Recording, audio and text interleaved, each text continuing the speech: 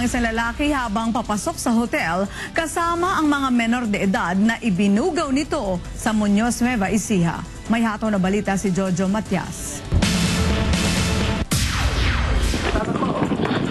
Hindi na nakapalag ang lalaking ito ng dakipin ng mga otoridad sa isang nagawang entrapment operation sa isang hotel sa Barangay Poblacion East, Science City of Muñoz, Nueva Ecija.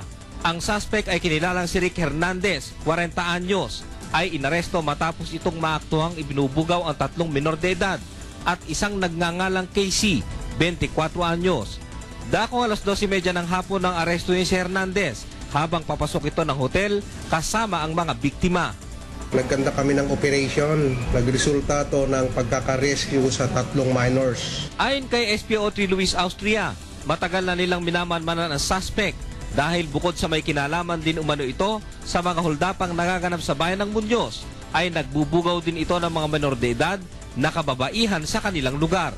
Kaya naman ang payo ng mga otoridad sa mga magulang. Sa mga magulang, dapat bantayan nila yung kanilang mga anak. Checkin nila sa eskwela kung talagang pumapasok.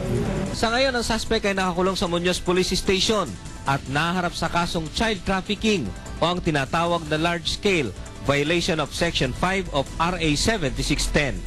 Jojo Matias para sa Hataw Balita ng UNTV News Worldwide.